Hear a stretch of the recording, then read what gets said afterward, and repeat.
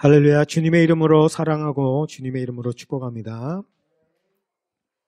우리 한번 그냥 하나님께 그리고 또 우리 서로에게 또 감사하는 마음을 담아서 한번 감사합니다 한번 인사해 보겠습니다. 감사합니다. 감사합니다. 오늘은 우리가 지난 한 해 동안의 어떤 우리를 지켜주시고 또 보호하여 주신 또 하나님의 은혜에 또 감사하는 그런 추수감사 주일입니다. 우리가 그동안 또 사느라 바빠서 또 잊고 지내고 있었던 그런 감사의 제목들을 또 되새겨보고 또 생각해보고 또 그것을 또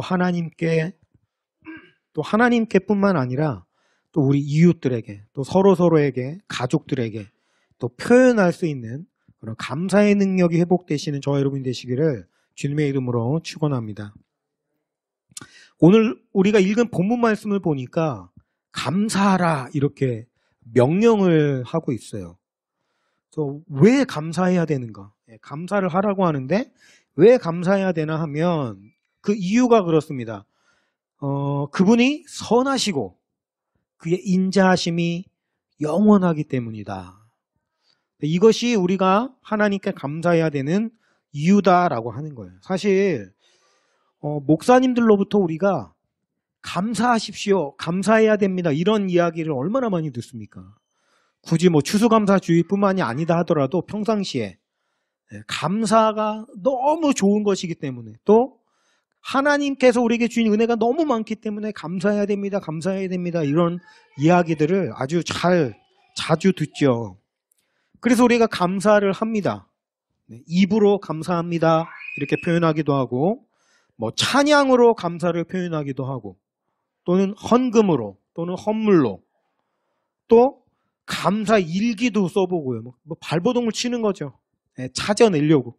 또 감사 제목을 이렇게 목록으로 적어서 1번 2번 이런 식으로 해가지고 어떤 분이 백감사 그런 거를 이렇게 한다고 이렇게 결정을 해가지고 해봤는데 이 백감사가 이게 진짜 힘들대요. 쥐어 짜내도 안 나온대요. 그래서 참 이게 힘들더라 이런 얘기를 하셨는데 어쨌든 우리가 감사를 하려고 발버둥을 칩니다. 좋다고 하니까 해야 한다고 하니까. 근데 정작 우리가 왜 감사해야 되는지에 대해서는 잊고 지나갈 때가 참 많이 있어요. 생각해 볼 겨를이 없어요. 제가 예전에 그 신학교를 다닐 때에 학교 그 레포트를 쓰다가 감사에 대한 이런저런 어떤 책들과 또 논문들을 이렇게 다 이렇게 뒤졌었던 그런 경험이 있거든요.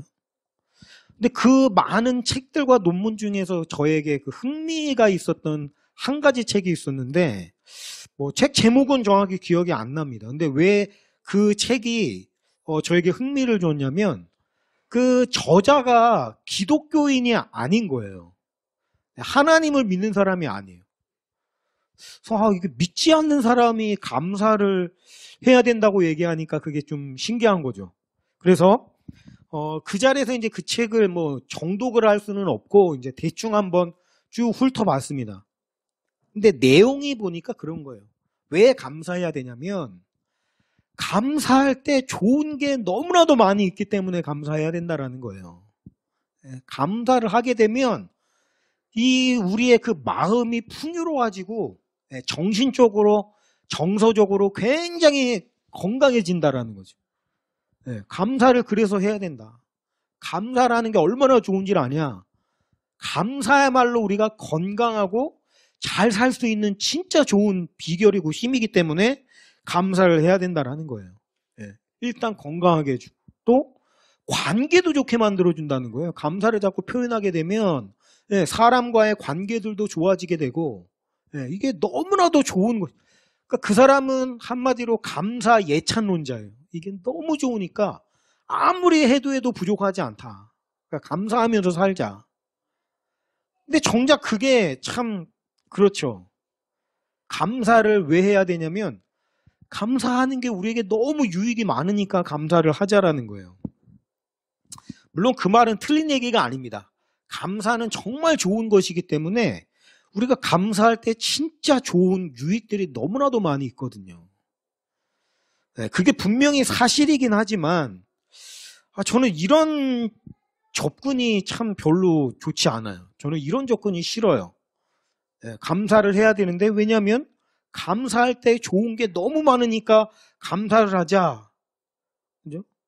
어떻게 생각하면 그런 거 아니에요. 감사를 할 때 좋은 게 많으니까, 나에게 유익이 많으니까 감사를 하자라는 얘기는, 그러면 감사의 유익이 없을 때는 감사를 할 필요가 없다라는 접근이 되는 거 아니겠어요?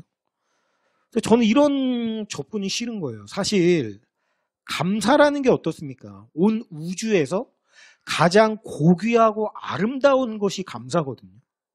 그런데 감사의 본질은 뭐냐면 모든 좋은 것의 원인이 내게 있는 것이 아니다.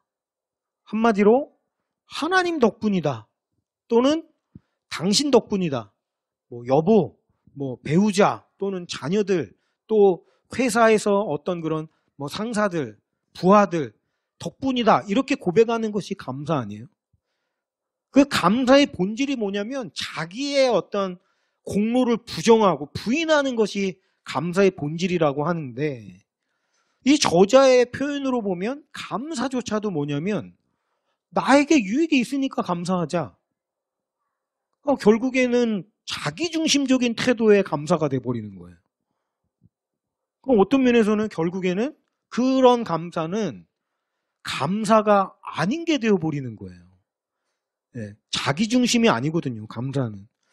그래서 저는 어떤 유익 때문에 감사하자, 이런 접근을 별로 좋아하지 않습니다. 물론 그는 하나님을 알지 못하는 기독교인이 아니기 때문에 뭐 그런 식으로밖에 접근할 수가 없었겠죠. 그렇지만 이런 메시지는 교회 안에서도 얼마든지 있을 수 있다고 생각을 해요. 목사님들도 그렇게 할 수 있다는 거예요. 성도님들께 여러분 감사하세요. 왜냐하면 감사할 때 하나님이 여러분에게 많은 선물을 주십니다. 여러분 감사하세요. 감사할 때 하나님이 여러분에게 더 좋은 것들을 주십니다. 여러분 감사하세요. 왜냐하면 여러분이 감사할 때 주님께서 더 크신 것으로 여러분에게 주십니다. 물론 다 맞는 얘기입니다. 실제로 하나님은 그렇게 하세요. 근데 그런 접근은 저는 올바르지 않다고 생각해요. 뭔가 계산적이잖아요.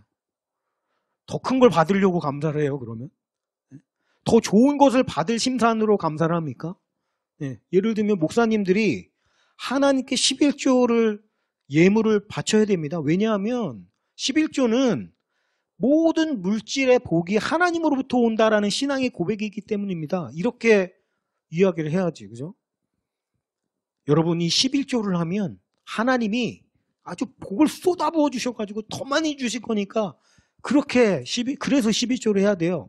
물론 성경 말씀에 말라기에 너희들이 하나님의 그 11조를 그 하나님의 창고에 들여놓을 때 하나님이 복을 쏟아붓지 아니하시나 한번 보라, 이런 식으로 말씀하고 있긴 합니다만 11조를 드린다는 것 자체가 자신의 신앙 고백이 되어야지 뭔가 더 많은 것을 거두기 위한 투자의 개념으로 되어진다면 그건 올바른 게 아닌 게 되잖아요. 그렇죠? 저는 그렇게 되지 않았으면 좋겠어요. 물론 좋은 게 많아요. 유익이 많습니다. 하나님이 크신 거로 주시는데 그거는 좀 우리 뒤로 좀 젖혀놓자고요. 그거는 감사의 본질이 아니에요. 주시는 건 좀 뒤로 제껴놓고 오늘은 하나님이 도대체 왜 감사해야 하는가? 거기에 대해서 생각을 해봤으면 좋겠어요. 저는 우리의 감사의 이유가 이게 됐으면 좋겠어요. 하나님께 감사하는 것이 마땅하기 때문입니다. 그것이 옳기 때문에 우리는 감사하지 않을 수 없습니다. 오늘 말씀이 그렇지 않습니까? 성경의 말씀이요. 여호와께 감사하라. 왜냐하면 그의 선하심과 인자하심이 영원하시기 때문이다. 우리가 왜 감사해야 되냐면 하나님이 선하시기 때문에 감사한 거예요. 물론 하나님은 선하십니다. 그렇죠? 근데 여러분 우리가 착각하지 말아야 되는 게 뭐냐면 하나님이 선하셔야 되는 의무가 없다는 걸 우리가 잊지 말아야 돼요.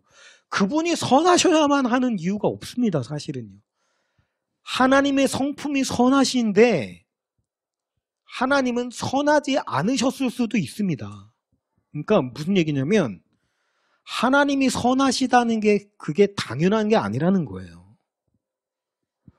하나님의 인자하심이 영원하시며 이건 그분의 성품이시고 특질이신데 그분이 그러셔야만 할 이유, 뭡니까? 필연적인 이유는 없다라는 거예요. 그분은 그런 의미가 없으세요. 그분의 인자하심이 영원하지 않으시다 하더라도 우리는 할 말이 없습니다. 우리가 섬기는 하나님이 선하시고 인자하시지만 그분의 특질이 그렇지 않았을 수도 있다라는 거예요. 하나님이 다른 하나님일 수도 있었다라는 거예요, 원래는. 그렇잖아요. 뭐 그런 의미가 아니라 생각해 보십시오. 하나님이 계신데 그분이 예를 들어서 만약에 선하지 않으시고 그분의 인자하심이 영원하지도 않다고 한번 가정을 해보십시오. 그렇더라도 우리는 할 말이 없어요. 하나님의 특질이 그렇다 하더라도. 근데 너무 감사하게도 우리의 하나님은 선하십니다. 그리고 그 인자하심이 영원하시다라는 거예요. 이게 얼마나 감사한 겁니까? 하나님은 항상 그러셨고 지금도 그러시고 앞으로도 그러실 거예요. 그런데 우리가 그걸 당연하게 생각해서는 안 됩니다. 당연한 게 아니거든요. 그건 감사한 것이다라는 겁니다. 그래서 그분이 행하시는 모든 것들은 감사를 받으실 만한 것이고 찬양과 감사를 받으시기에 합당하신 분이기 때문에 우리가 감사를 드려야 된다라는 거예요. 자, 목사님이 자꾸만 감사가 마땅하다, 감사를 드리는 게 마땅하다라고 말씀하시는데 이게 잘 와닿지가 않습니다. 이렇게 생각하실 수 있어요. 감사하는 게 왜 마땅하다는 거죠? 만약에 우리가 잘 살아서 우리가 잘 된다라고 하면 그때도 감사해야 되나요? 아니, 내가 잘 살아서 내가 잘 됐는데 그것도 왜 하나님께 감사해야 되죠? 우리가 이렇게 생각할 수 있습니다. 물론 우리 성도님들은 그런 생각을 안 하시겠지만 그렇게 생각하신다고 한번 가정을 해보자고요. 그래야 설교가 진행이 되니까. 자, 우리는 일단 세상 사람이 아니니까 우리가 잘 산다라고 할 때 잘 산다라는 의미는 세상 사람들이 말하는 그런 잘 사는 개념이 아니죠. 그죠? 성경에 나와 있는 대로 하나님이 우리에게 가르쳐 주신 그대로 살아가는 거를 잘 산다라고 생각을 해보면 하나님의 뜻에 온전히 순종하고 순복하고 나가는 걸 잘 사는 것이라고 한다면 우리가 그렇게 잘 살았다고 한번 가정해 봅시다. 하나님이 주신 말씀대로 순종했어요. 하나님이 원하시는 대로 살았어요. 그래서 잘 됐어요. 그러므로 인해서 많은 복들이 있게 되고 열매가 맺혀지고 자녀의 축복이 뭐 물질의 축복이 건강의 축복이 뭐 다 맺어졌다라고 한번 생각을 해봅시다. 그러면 이거 내가 잘 살아서 내가 잘 된 건데 왜 하나님께 감사해야 되냐고요. 아, 내가 잘했어. 나는 대단해. 이렇게 할 수 있는 거 아닙니까? 내가 잘 살았는데. 자, 시편 1편을 보니까 이렇게 돼 있어요. 여호와의 율법을 즐거워하여 주야로 묵상하는 사람이 복 있는 사람이래요. 근데 그 복 있는 사람은 형통이라는 열매를 맺게 된다라고 성경은 말씀합니다. 형통. 그러니까 내가 정확하게 그렇게 복 있는 사람처럼 살아서 형통이라는 열매를 많이 맺었다라고 한다면 아니 그거는 내가 잘 살아서 맺은 건데 왜 하나님께 감사를 해야 되냐라는 거죠. 우리가 여기서 생각해 봐야 될 것. 과연 감사의 이유가 도대체 무엇인가? 뭐 예를 들어서 내가 여기 말씀처럼 그렇게 잘 살아가지고 하나님이 나를 보시면서 야, 누구누구가 말씀을 즐거워하고 주야로 묵상하면서 내 뜻에 순종하면서 잘 살았구나. 아, 그래, 내가 너에게 많은 선물을 줄게. 예를 들어서 그렇게 해서 선물을 주시든 아니면 하나님이 애당초에 세상을 만드실 때 그렇게 살아갈 때 저절로 형통이라는 열매가 맺어지게끔 그런 시스템으로 세상을 만드셨든지 간에 어쨌든 우리가 그렇게 사는 것인데 우리가 잊지 말아야 될 것은 그겁니다. 내가 잘 살았어요. 내가 하나님의 뜻 안에 순종하며 살았습니다. 이것과 형통하게 되고 많은 복들이 임한 것과 사이의 연관성이 없다라는 사실을 우리가 기억해야 됩니다. 뭐냐면 보십시오. 내가 잘 살았습니다. 하나님의 뜻에 순종하면서 하나님의 뜻에 복종하면서 살았어요. 그런데 그게 하나님께서 우리에게 많은 선물들을 주셔야 할 이유는 아니라는 것입니다. 하나님이 이렇게 하실 수도 있어요. 내가 하나님의 뜻에 복종하면서 순종하면서 잘 살았어요. 그럴 때 하나님이 그래, 그렇게 살아야 되는 게 마땅한 거야. 이렇게 하실 수도 있습니다. 그러니까 여러분, 우리가 하나님으로부터 창조된 피조물이잖아요. 피조물은요, 창조주이신 분을 따르는 게 의무입니다. 의무. 우리가 하나님의 뜻에 순종하는 건 그야말로 그게 마땅한 것이고 당연한 거예요.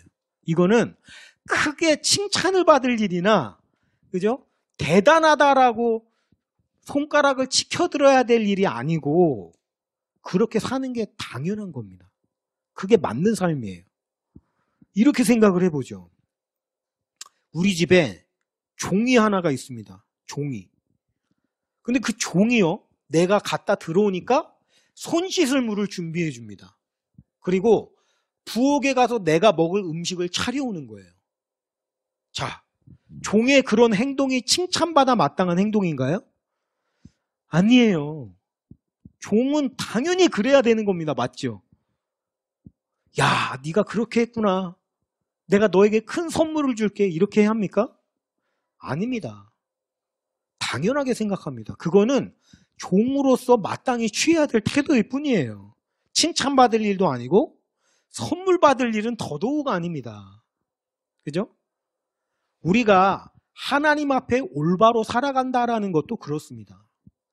이게 크게 칭찬받을 일이거나 대단한 일이 아니고 마땅히 그렇게 살아야 맞는 겁니다. 하나님이 창조주시기 때문에. 지금 우리가 세상이 너무 망가져가지고, 그죠? 사람이 너무 악해져가지고 하나님의 뜻대로 살아가는 게 대단한 일인 것처럼 느껴지지만 사실은 그게 아니에요. 원래는 그렇게 사는 게 당연한 겁니다. 그렇게 살지 못하는 게 악한 것이고 못된 것일 뿐이에요. 칭찬받을 만한 일이 아니라는 거예요. 자, 그렇다라고 한다면 하나님께서 우리가 하나님의 뜻대로 살았다고 해서 칭찬해 주시거나 큰 선물을 주셔야 할 의무는 전혀 없습니다. 그죠? 그래서 아까 우리가 전제가 뭡니까? 내가 잘 살아서 많은 복들이 내게 왔어. 그러니까 이거는 뭐 내가 잘 살아서 잘 된 거 아니야? 이 생각이 틀리다라는 거예요. 내가 잘 사는 건 맞아요. 근데 그걸로 인해서 큰 선물을 받았다? 이거는 내가 잘 살아서 받은, 선물이라는 건 뭡니까? 내가 잘해서 받은 게 아니고 하나님의 선하심으로 인해서 나에게 주어진 것이 선물입니다. 그래서 이 선물이라는 것의 출처는 내가 잘 사는 게 출처가 아니라 하나님의 선하심이 출처예요. 곧 내가 잘 살았다 해도 하나님이 선물을 안 주셔도 우리는 할 말이 없는 존재라는 겁니다. 그런데 하나님이 우리가 하나님의 뜻대로 살았을 때 그것을 너무 기뻐하시고 그로 인해서 수많은 선물들을 우리에게 주시는 분이세요. 하나님이. 그런 분이세요. 그래서 우리가 감사해야 되는 겁니다. 선물 받을 일이 아닌데 뭘 크게 받을 만한 일을 한 게 아니에요. 그냥 종이 주인이 오면 손 씻은 물을 준비해드리고 주인이 오면은 먹을 거 차려드리고 종으로서 마땅히 해야 되는 거 한 것뿐인데 아니 그거를 너무 기뻐하시고 즐거워하시고 감동받아 하시면서 막 선물들을 아낌없이 베풀어 주시는 거예요. 이건 마땅히 감사해야 되는 겁니다. 그죠? 내가 잘 살아서 당연하게 좋은 것들이 있는 거야 이게 틀린 거라는 거예요. 그렇지 않습니다. 그죠? 잊지 말아야 돼요. 또 한 가지, 두 번째로, 자, 내가 일평생 하나님만 의지하고 그분의 말씀을 주야로 묵상해서 잘 살아서 형통하게 되었다고 해보세요. 아까 선물, 그거는 당연히 이제 그거 이제 좀 지우고 우리가 잘 살았다라는 거에 대해서 한번 생각을 해보자고요. 여러분, 내가 평생 동안 하나님만 바라보고 묵상하면서 즐거워하며 잘 살았다. 그래서 그건 내가 한 거야. 나의 공로야. 이렇게 생각하는 것도 역시 크나큰 착각이라는 겁니다. 하나님의 선물뿐만이 아니더라도 내가 잘 산 거 그 자체도요, 사실은 내 힘으로 잘 산 거 아닙니다. 우리는요, 너무 타락해 있기 때문에 단 한순간도 올바르게 서 있을 수 있는 힘과 능력이 없는 존재예요. 우리가 타락을 했는데 그 신학적인 용어로 뭐라고 얘기를 하냐면은 전적 타락이라고 얘기합니다. 전적 타락. 토탈. 어디 한 구석 요만큼이라도 선한 구석이 없이 완전히 전체가 다 타락해버렸다라는 거예요. 그래서요, 우리의 힘으로는 단 한순간도 올바로 설 수 없고 하나님의 말씀 앞에 순종할 수 있는 힘과 능력이 요만큼도 없는 존재가 우리입니다. 그런 우리가 하나님께 순종할 수 있고 하나님 앞에 엎드릴 수 있고 그분을 사랑할 수 있다라고 하는 것은 요만큼도 나의 공로가 아니고 100% 성령께서 도와주셨다라는 것을 의미합니다. 우리가 내가 잘 살았다라고 하는 건 크나큰 착각일 수 있다라는 걸 알아야 돼요. 그렇지 않습니다. 우리가 성령님이라는 분의 좀 특징을 좀 살펴봐야 될 게 뭐냐면 성령님은요, 약간 뭐랄까요, 성부 하나님이 우리의 어떤 아버지와 같은 존재라고 하신다면 이 성령 하나님은 약간 굉장히 섬세하고 부드럽고 약간 좀 어머니처럼 약간 그런 특징을 가지고 계신데, 약간 실제로 그렇지는 않겠습니다만 부끄러움을 많이 타시는 것 같이 느껴질 정도로 숨어서 일하시는 분이 성령님이세요. 보이게 일을 잘 안 하십니다. 항상 보이지 않는 곳에서 우리를 도우시는 분이 성령님이기 때문에 성령님이 도와주시는 걸 우리가 감지하지 못할 가능성이 굉장히 커요. 근데 우리가 그걸 못 느낀다고 해서 성령님께서 우리를 도와주지 아니하시는 게 아니고 모든 순간순간마다 우리를 도와주시고 또 우리를 위해서 중보해 주시고 또 우리의 연약함을 붙들어 주시는 게 성령님이 하시는 일입니다. 곧 우리가 하나님의 말씀 앞에 순종하고 그분의 뜻 가운데 행하면서 살았다고 해서 내가 그것을 했다라고 생각하는 것은 대단히 큰 착각이라는 겁니다. 처음부터 끝까지 그것은 모두 성령님의 공로예요. 그분이 행하신 거예요. 자, 그러니까 보십시오. 선물을 주신 것도 하나님의 은혜이고 하나님의 뜻대로 살 수 있게 해주신 것도 하나님의 은혜이고 그 어디에도 그 전제 어디에도 우리 자신의 공로가 들어갈 틈은 요만큼도 없다라는 것입니다. 보세요. 내가 잘 살아서 내가 잘 됐는데 내가 왜 감사해야 되죠? 이게 완전히 틀린 거예요. 모든 것이 은혜. 그렇기 때문에 우리는 감사할 것밖에 없다라는 것입니다. 그래서 감사해야 돼요. 자, 두 번째 우리가 생각해 보아야 되기를 원하는 건 이거예요. 자, 그래요, 목사님. 하나님께 감사하는 게 마땅한 것이고 모든 것이 은혜라는 거 뭐 맞는 것 같습니다. 들어보니까.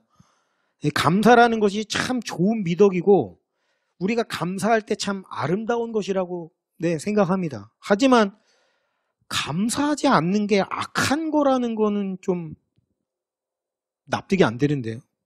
네. 아니, 단지 할 때 좋은 거고 안 하면 그냥 많은 거지.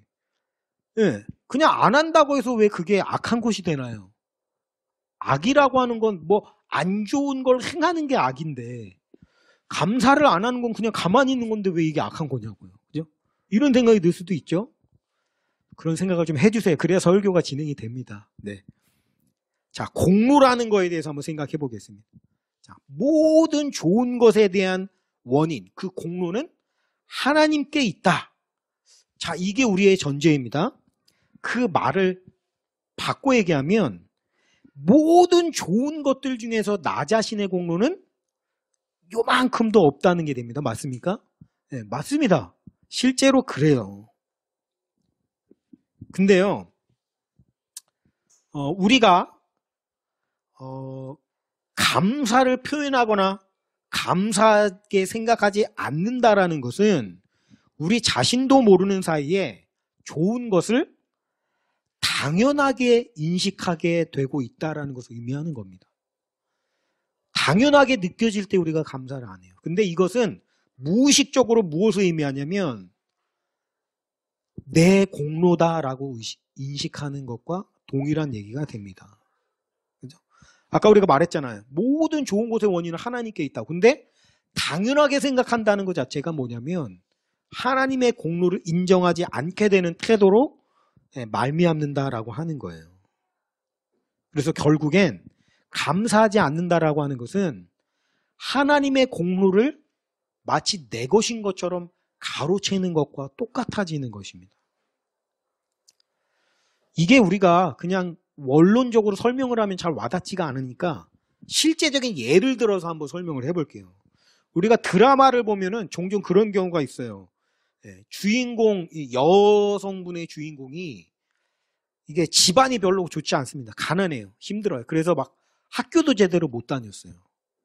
학벌도 안 좋은 거죠. 가정 형편도 안 좋고. 그런데 이 주인공에게 아주 디자인 같은 이런 특출난 재능은 있어요. 재능은 있는데 이제 너무 집안이 어렵다 보니까 배우지를 못해서 꽃을 못 피운 것 뿐이에요. 재능은 있어요. 근데 뭐 빽이 있어요? 뭐가 있어요? 아무것도 없으니까 어떻게 우여곡절 끝에 그런 어떤 회사에 인턴, 계약직 이런 거로 이렇게 뭐 어떻게 들어가게 된 거예요. 근데 그 회사에는 회사 회장님이 계시고 그 회장님의 아들이 뭐 이런 이제 뭐 팀장이나 뭐 이런 팀장은 아니고 이런 뭡니까 이런 뭐 임원으로 이제 뭐 본부장으로 그 아들이 있는데 그 집안과 굉장히 그 가까운 집안에 있는 그 한 여자가 있어요 또. 근데 이 여자가 바로 뭐 디자인 팀장인 거예요. 학벌 좋아요. 뭐 능력도 좋고 커리어도 있고 그리고 집안 대대로 뭐 이제 그 집안부터 이제 그 회장님 아들이랑 결혼하기로 이제 얘기가 돼 있는 하여튼 그런 사람이야. 근데 어느 날 우연히 이 디자인 팀장이 그 주인공의 그 스케치북을 발견하는 거예요. 근데 깜짝 놀래요. 너무 아이디어가 그냥 막 좋은 거예요. 그래서 이 팀장이 어떻게 합니까? 이제 그 스케치북을 몰래 자기가 가로채가지고 마치 자기가 디자인한 것처럼 이렇게 도용을 해서 어땠습니까? 사람들 앞에 내놓는 거예요. 극찬을 받는 거예요. 역시 팀장님 정말 아이디어 최고라고 하면서 그럴 때 그 팀장님은 아유 몰려 이러면서 그걸 막 혼자 좋아하고 그 옆에서는 주인공이 약점이 잡혀가지고 그거 내 거라고 말도 못하고 혼자 소가리를 하고 있는 거예요. 뭐 이런 경우 우리가 드라마에서 잘 볼 수 있잖아요. 자, 이런 경우에 우리가 어떤 감정이 드나요? 열이 받죠. 자기가 한 것도 아닌데 마치 자기가 한 것처럼 가로채가지고 이거 내가 한 거야 라고 뻐기고 있으면 저런 못돼 처먹은 여자가 다 있나 뭐 이런 생각이 들잖아요. 그런 것과 마찬가지. 뭐 또 하나 뭐 예를 든다 그러면 어떤 부하 직원이 어떤 프로젝트를 준비하기 위해서 막 며칠 동안 밤샘 작업을 하고 잠도 못 자고 막 씻지도 못하고 막 너무 힘들게 준비를 해가지고 프로젝트를 준비를 했는데 갑자기 과장이 야 그거 준비한 거 좀 내놔봐. 뺏어가가지고 프리젠테이션을 자기가 하는 거야. 자기가 준비한 것처럼. 그 부하 직원이 한 거를. 그럼 우리가 그런 거를 뭐라고 얘기하나요? 파렴치하다고 얘기를 하죠. 뻔뻔하다고 얘기를 하죠. 이건 너무 악한 거고 못된 거죠. 마찬가지라는 겁니다. 자, 하나님이 행하신 일이 있어요. 주님이 우리를 위해서 우리를 사랑하셔가지고 행한 정말 많은 일이 있습니다. 근데 그거를 마치 내 공로인 것처럼, 내가 한 것처럼 나타나고 한다면 이게 감사하지 않는 모습인데 이건 아주 악한 거고 못된 거죠. 우리가 공감이 되는 거 아닙니까? 예를 들어서 우리 오병이어의 이야기를 한번 생각해 보세요. 오병이어. 어린 아이가 조그만 5마리의 그 물고기와 보리떡 2개. 바뀌었다. 2마리의 물고기와 5개의 보리떡을 가지고 예수님께 드렸어요. 물론 자기 것을 포기하고 희생한 그 마음은 아름답죠. 아름다워요. 근데 냉철하게 보자고요. 냉철하게. 그걸로 성인 한 명이나 배부르게 먹을 수 있어요? 성인 한 명도 배부르게 못 먹어요. 그걸로. 그냥 어린아이가 먹는 도시락이니까 양이 뭐 초라하고 맛도 없어요. 보리떡이 얼마나 맛이 없어요. 안 넘어간대요. 이게 막 보리떡 막 뭐 이게 입에 막 해가지고. 그러니까 정말 초라한 도시락을 드린 거밖에 없어요. 그 아이는. 근데 그걸 가지고 5,000명 또는 여자 아이들까지 해서 2만 명 정도가 되는 사람을 먹이시고 뭐 남아서 거두게 하신 그 놀라운 능력은 누가 행하신 거예요? 그 예수님이 행하신 거죠. 아이는 성인 한 명 배부르게도 못할 도시락을 그냥 드린 것밖에 없잖아요. 물론 성경이 실제로 그런 일은 없었습니다만 예를 들어서 그 아이가 뭐 한 시간이 좀 지난 다음에 사람들 앞에 이렇게 서가지고 이렇게 뒤로 이렇게 배 내밀면서 내가 한 거라고 그거 이렇게 뻗대면 얼마나 꼴보기가 싫겠어요. 그죠? 그게 어떻게 네가 한 거야? 예수님이 한 거지. 보십시오. 감사하지 않는 것은 하나님 행하신 일의 공로를 뺏어가는 것과 마찬가지라고. 뭐 히스기야도 한번 보시죠. 히스기야. 정말 겸손한 왕이었습니다. 지금 북이스라엘이 아수르라는 강대국에 의해서 완전히 무너졌어요. 다 뿔뿔이 흩어지게 되고 나라가 공중분해 돼서 사라진 거예요. 이 아수르라는 나라는요 엄청나게 호전적인 민족이고 그 당시에는 백전백승이에요. 너무 강해가지고. 근데 이 아수르가 북이스라엘 이제 멸망시키고 그 다음 타겟으로 남유다를 꼽았어요. 남유다로 쳐들어왔습니다. 18만 5천 명의 대군을 이끌고 히스기야가 아무리 힘을 모아도 대항할 수가 없는 능력의 차이가 너무 큰 거예요. 그럴 때 히스기야가 하나님 앞에 엎드립니다. 하나님, 지금 우리 상황이 해산할 때가 가까이 와서 나아야 되는데 나을 힘이 없는 임산부와 똑같습니다 하면서 울면서 하나님 앞에 매달리고 기도해가지고 하나님이 내가 너를 건져줄 거다 하면서 한 방에 그냥 18만 5천 명을 그냥 죽였잖아요. 그래서 건진받았다고요. 그 다음에 이제 죽을 병이 든 거예요. 히스기야가. 하나님이 너 이제 끝났어. 네 삶을 정리해. 너의 삶은 내가 정한 삶은 여기까지야. 그러니까 정리해. 그런데 갑자기 뒤돌아서 엎드려서 벽을 향해서 울면서 하나님 앞에 기도를 합니다. 하나님, 내가 죽으면 거기에서 하나님을 찬양이나 할 수 있을까요? 막 하면서 눈물 뚝뚝 흘리면서 하나님, 나를 불쌍히 여겨주세요. 막 이렇게 불쌍하게 나오니까 하나님이 불쌍해가지고 15년을 연장시켜줬다고요. 이거 있을 수 없는 일인데. 그러니까 이 얼마나 겸손한 모습을 하나님이 귀하게 여기세요. 그걸로 끝난 게 아니라 하나님이 너무 그 마음이, 그 하나님만 바라보는 마음이 예뻐가지고 많은 보물들을 많이 줬어요. 부유하게 하시고 강하게 해주시고 선물을 많이 주셨다고요. 그런데 그 겸손했던 히스기야가 하나님이 주신 그 수많은 보물들을 가지고 어떻게 했냐면은 바벨론 사신들 앞에 자랑을 합니다. 근데 자랑을 할 때 나는 정말 보잘것이 없고 정말 연약한데 우리 하나님께서 이렇게 좋은 것들을 주셨어요. 이렇게 자랑을 했으면 문제가 왜 됐겠어요? 문제가 안 되지. 근데 어떻게 자랑했냐면 이게 내 힘이라고. 내 나라의 힘과 능력이 이 정도라고. 내가 이런 사람이라고. 그렇게 나가니까 뭡니까? 그게 악한 게 되는 거예요.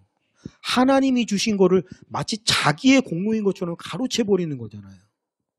이게 악한 거죠. 우리가 감사를 하지 않는다라고 하는 것은 그런 의미가 있습니다. 하나님의 것을 뺏어버리는 게 되는 거예요. 여러분, 감사하지 않는 건 그냥 아무것도 안 한 것, 그게 아니고 아주 파렴치한 것이고 악한 것이 되는 겁니다. 그래서 자꾸 감사를 해야 돼요. 근데 감사가 그냥 되지 않는다라는 게 문제죠. 어떻게 해야 감사를 할 것인가? 많은 목사님들이 그런 얘기합니다. 감사는 자꾸만 훈련해야 된다. 훈련해야 된다. 감사를 어떻게 훈련하나? 간단합니다. 내 삶 속에서 당연한 것처럼 여겨지는 것들을 자꾸 찾아야 돼요. 우리가 멈춰서서 생각을 하는 겁니다. 내 안에 나도 모르는 사이에 자꾸만 당연한 것처럼 느껴지는 게 뭐가 있지? 그리고 내가 이걸 감사하지 못, 당연하게 여기고 있으면 감사를 안 할 거 아니에요. 그게 지금 내가 잘못된 거구나. 그거를 감사해야겠다. 이게 얼마나 감사한 건지. 여러분, 제가 생각을 해보면서 참 아이러니한 걸 발견을 했는데요. 감사한 것도 정말 크게 감사해야 되는 게 있고 조금 감사해야 되는 게 있잖아요. 다 똑같지 않잖아요? 근데 참 희한한 게 정말 크게 감사해야 되는 것일수록 당연하게 느끼기가 쉬워요. 되게 아이러니해요. 우리가 정말 자잘한 거는 진짜 감사하기가 쉽거든요. 근데 진짜 정작 너무너무 감사해야 되는 건 당연하게 여기게 되기가 쉬워요. 왜냐하면 그거 없이는 살 수가 없기 때문에 하나님께서 그걸 항상 우리에게 주시거든요. 그래서 그래요. 그래서 진짜 감사해야 되는 걸 우리가 당연한 것처럼 느끼고 있을 가능성이 대단히 높습니다. 그래서 바꿔 얘기하면 내가 당연하다는 듯이 생각하고 있는 그것이야말로 정말 큰 은혜고 감사하다라는 거 우리가 생각할 수 있어요. 뭐 예를 들어 볼까요? 제가 어떤 찬양 댓글을 보니까 숨 쉬는 것이 은혜임을 뭐 이런 가사가 있더라고요. 숨 쉬는 거? 우리 감사 안 합니다. 그거 당연한 거라고 생각을 해요. 저절로 되니까요. 근데 당연한 것처럼 느껴지는 게 당연하지 않게 되는 그 순간이 우리가 가장 큰 고통을 받는 순간이 되는 거예요. 숨 쉬는 것이 더 이상 우리에게 당연한 것이 안 될 때, 누군가가 호흡 장치를 줘야만 호흡을 할 수 있게 될 때, 그때야 비로소 이게 얼마나 귀중한 것이고 소중한 것인지 그때 가서야 아는 거예요. 날마다 먹어요. 날마다 하루 3끼를 먹으니까 당연한 것인 줄 아는 거예요. 그런데 소화 기능이 망가져가지고 더 이상 하루 삼시세끼를 먹는 게 당연한 것이 안 될 때 비로소 그게 얼마나 감사한 것이었는지 알게 되는 거예요. 제가 어떤 기사를 한번 봤는데요. 모든 질병 중에서 돈이 제일 많이 들어가는 질병이 뭔가, 우리가 흔히 암이라고 생각하기가 쉬운데 그게 아니라는 거예요. 뭔가 보니까 콩팥 망가진 거 있죠. 신장이 망가진 거. 그게 단연코 비용이 1위래요. 그 비용이 들어가는 게. 콩팥이 하는 일이 뭡니까? 몸에 그 독소를 걸러내가지고 소변으로 이렇게 배출되게끔 하는 거죠. 신장이 제 기능을 발휘하지 못하면 몸속에 독소를 배출시키지를 못합니다. 그래서 강제로 연결을 해서 피를요 다 뺐다가 걸러내서 다시 집어넣어 주는 거를 계속적으로 반복을 해야 돼요. 우리가 소변을 보는 거 당연하게 생각하잖아요. 그게 뭐 어려운 거야? 근데 그게 지나지고 나서야 깨달아요. 여러분 참 아이러니하죠. 잊지 마십시오. 당연한 게 가장 감사한 겁니다. 제가 그 당연한 것처럼 느껴지던 게 무너졌었을 때가 있었어요. 아이들과 함께 손을 잡고 걸으면서 동네 마트 걸어가서 같이 구경하고 너무 당연한 건 줄 알았거든요. 근데 신경이 망가지니까 극도의 불안감이 오게 되고 말로 표현할 수 없는 고통이 오게 되니까 아이들과 함께 집 앞에 슈퍼를 못 가요. 밖을 나갈 수가 없는 거예요. 근데 그 고통이요, 상상조차 할 수 없는 고통이에요. 인간이 어떻게 이렇게 살 수가 있을까 싶을 정도로. 제가 그 끔찍한 경험을 하기 전까지는 자살하는 사람을 이해를 못했어요. 아니, 그 정신으로 살면 되지 이렇게 생각하거든요. 그런 고통을 안 맛보지 못한 사람들은 그렇게 생각해요. 근데 그걸 맛보면 그 고통 속에서 살 수 있는 능력이 없어요. 사람이 살지를 못해요. 그러니까 여러분, 일상 당연한 거 이게 무너지면 그 고통은 상상을 초월합니다. 잊지 마세요, 여러분. 당연한 걸 찾으십시오. 당연하게 느껴지는 거, 그게 제일 감사한 겁니다. 자꾸 감사해서 마땅히 하나님이 선하시고 그 인자하심이 영원하신 것을 감사할 수 있는 그런 저 여러분이 되시기를 주님의 이름으로 축원하면서 말씀 마치겠습니다. 우리